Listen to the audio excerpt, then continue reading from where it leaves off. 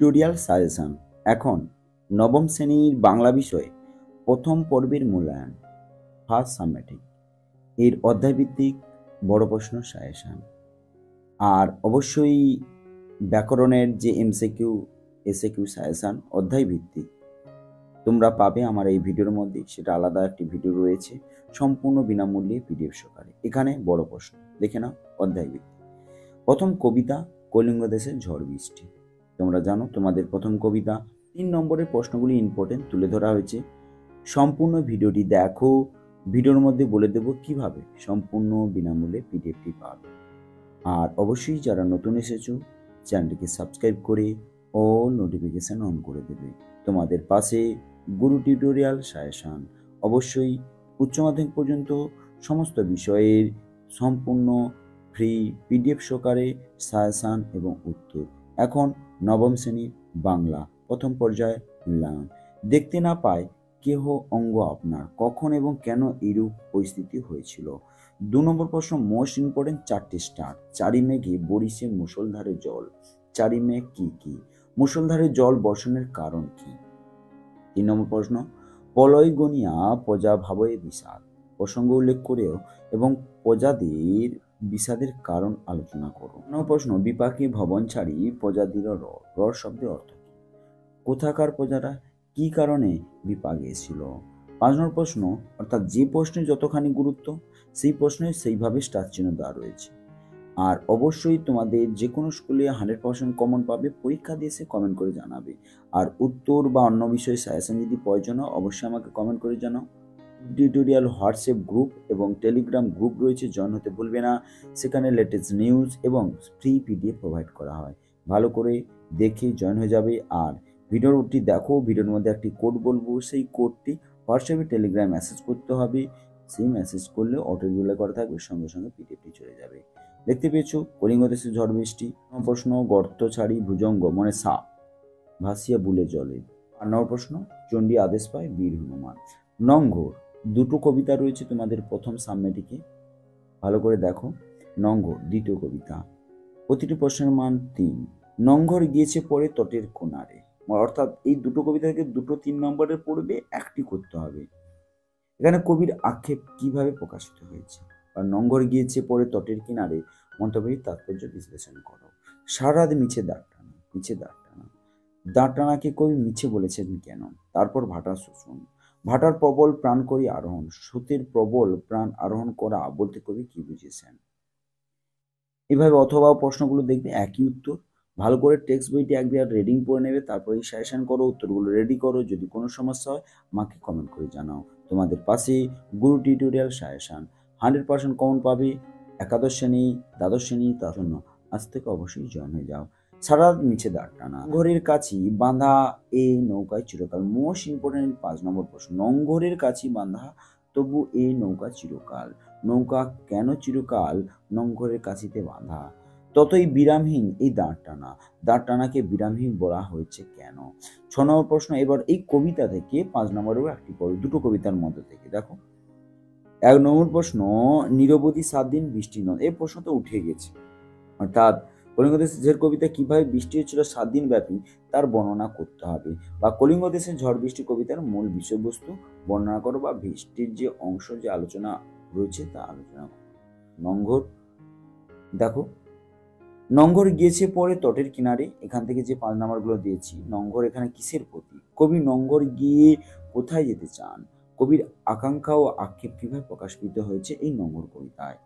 অথবা নঙ্গর গিয়েছে পরে তটের কিনারে। নঙ্গর বলতে কবি কি বুঝিয়েছেন? নঙ্গর তটের কিনারায় পড়ে গিয়েছে বলতে কি বোঝানো হয়েছে? আবার নঙ্গরের কাছি বাঁধা তবু এই নৌকায় চিরকাল। কোন নৌকা? তবু শব্দটি ব্যবহার করা হয়েছে কেন? নৌকায় চিরকাল বাঁধা কেন? সারা রাত মিছে দাঁড় টানা। অর্থাৎ একটি প্রশ্ন 3-এও আসতে পারে, 5-এও আসতে পারে। যেভাবে উত্তর চাইবে সেভাবে লিখবে কিন্তু। আর যদি কোনো সমস্যা হয় অবশ্যই আমাকে কমেন্ট করে জানাও। এরপরে দেখো গল্প। প্রথম যে গল্পটি রয়েছে এটা যেহেতু গল্প নয়, এটা হচ্ছে নাটক ধীবর বৃত্তান্ত। প্রতিটি প্রশ্নের মান 3। দেখো, যার চিন্তায় সে মগ্ন সেই ব্যক্তি শকুন্তলাকে ভুলে যাবেন। বক্তা কি? অভিশাপ দিয়েছিল ঋষি দুর্বাসা। সেই সময় এই উক্তিটি আছে, দেখবে ভালো করে।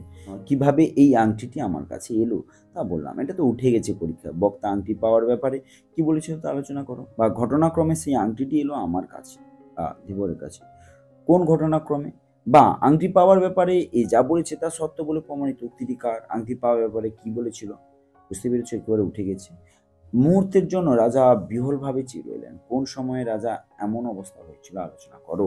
এরপর দেখো 5 নম্বরে এখান থেকে রয়েছে, দেখো কারা পরস্পরের বন্ধু হয়ে উঠলেন, এমন বন্ধুত্বের কারণ কি, অথবা তুমি আমার একজন বিশিষ্ট প্রিয় বন্ধু হলেন, কোন ঘটনার মাধ্যমে এই বন্ধুত্ব স্থাপিত হয়েছে। অতিরিক্ত দেখো, মহারাজ এই সংবাদ শুনে খুব খুশি হবেন।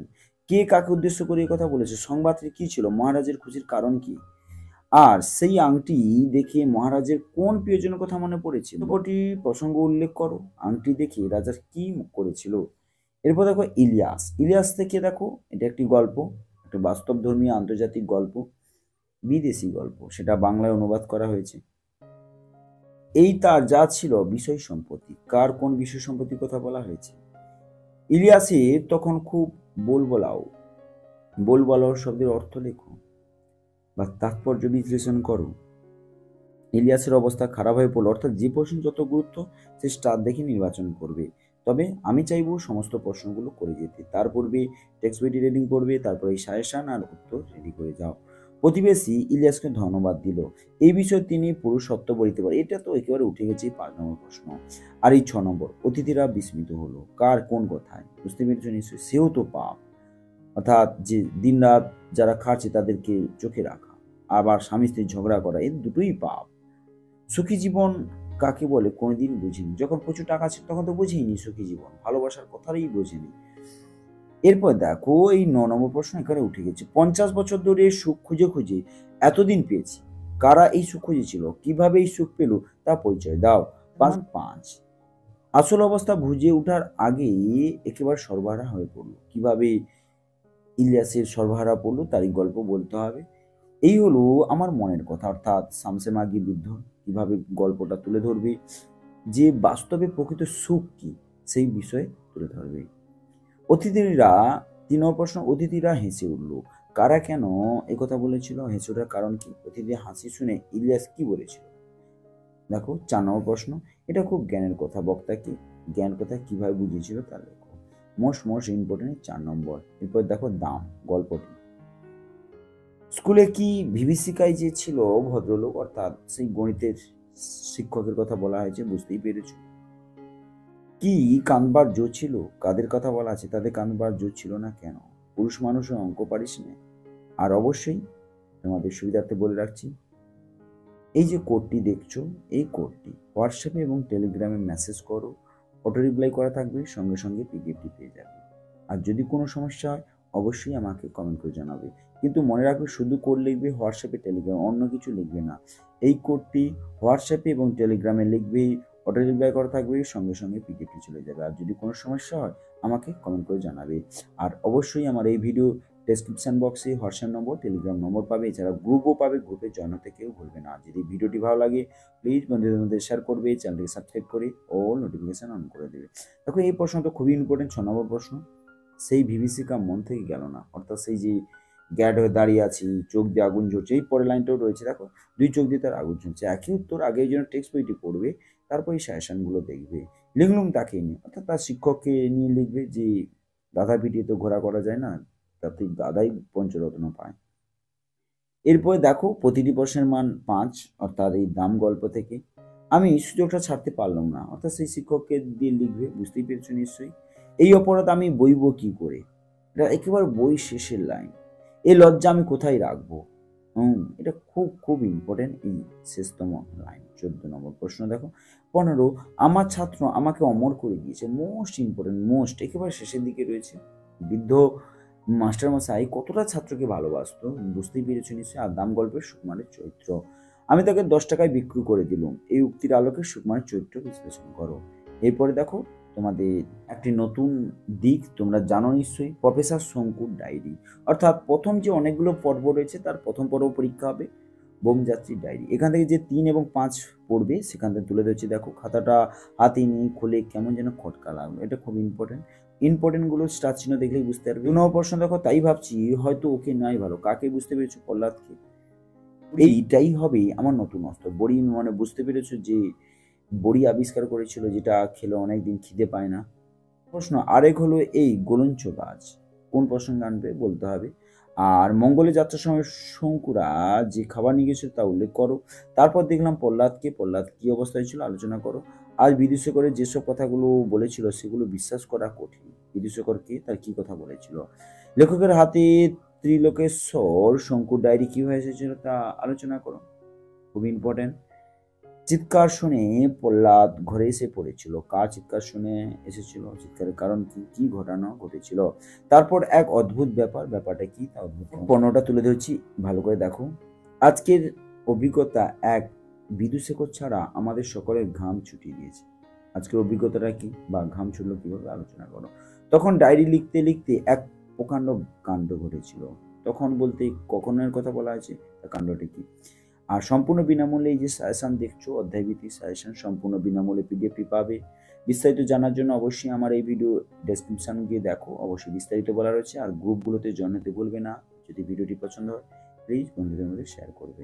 9 নম্বর প্রশ্ন খুব ইম্পর্টেন্ট, মঙ্গল গ্রহের বিভীষিকা মন থেকে দূর হতে কতদিন লাগবে জানি না। আর সেই মঙ্গল গ্রহের বিভীষিকাটি বর্ণনা করো। নির্মিত অধ্যায় থেকে ভাব সম্প্রসারণ পড়বে এবং ভাবার্থ পড়বে। তোমাকে দুটোর মধ্যে থেকে একটা উত্তর দিতে হবে। আমি এখানে ভাব সম্প্রসারণের সাজেশন তুলে ধরেছি, ভাবার্থ তো অনেক বড় বড় লাইন তুলে ধরা সম্ভব হয়নি। তোমার টেক্সট কিন্তু কয়েকটা দেখে যাবে আর অবশ্যই ভাব সম্প্রসারণ করবে। যদি না পারো তখন ভাবার্থ দেখবে।